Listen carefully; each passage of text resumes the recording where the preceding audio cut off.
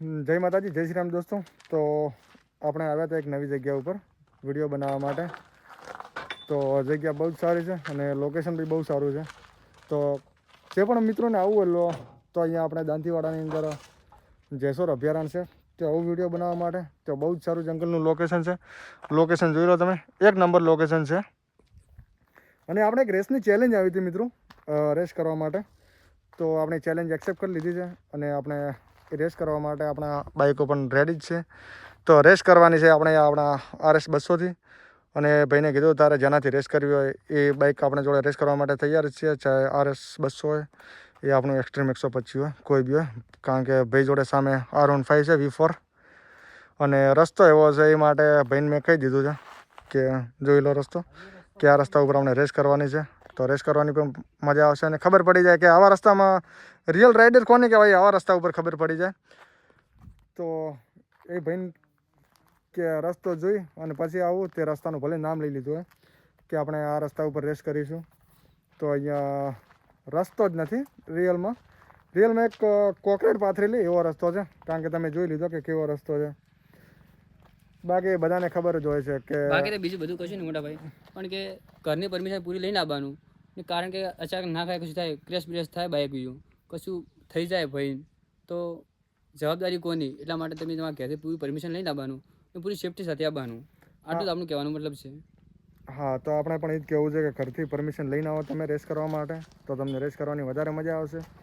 અને રેસ કરવા જ્યારે આવો ત્યારે તમે તમારું હેલ્મેટ, ગ્લવ્સ બધું જોડે લઈને આવો તો ખબર પડે કે રેસ કઈ રીતે થાય.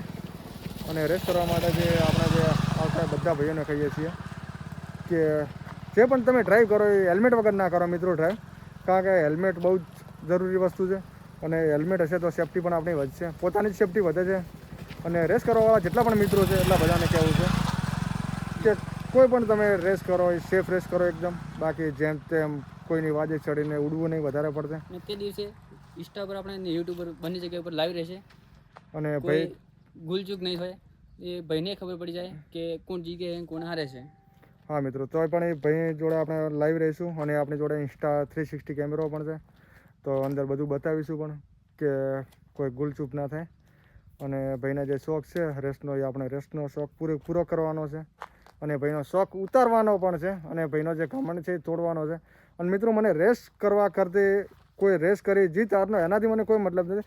મને મતલબ એક જ છે કે ભાઈનો રેસ છે ને એ રેસ કરવાથી મને ભાઈનો ઘમંડ તોડવો છે. બસ મારે એકવાર કે જે પોતાનો એટીટ્યુડ છે, ઘમંડ છે, બસ એ તોડવામાં મને બહુ મજા આવે છે. આપણે જેને સપોર્ટ કરે એ જ આપણી સામે ઊભું રહે તો આપણે જ કેવું લાગે, આપણે તમે જ બતાવો કોમેન્ટમાં કે કેવું લાગે એમને જ.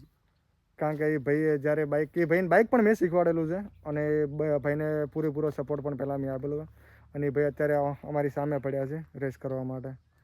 તો આવો તમને રેસનો શોખ મોરો પૂરો કરાવીએ. આપણે બંને આઈડિયા ઉપર આવી જશે વિડીયો, ફૂલ વિડીયો રેસનિંગનો. તો દીપુ રાઇડર 5268 ને BK રાઇડર 08 ઉપર બંને ઇન્સ્ટા આઈડી ઓર યુટ્યુબ આઈડી પર બંને ઉપર આવી જશે. અને આપણા બંને ઘોડા હાર્યા. તો હવે આપણે રેસની ચેલેન્જની તૈયારી કરીએ. મળીએ આવતા બ્લોગમાં.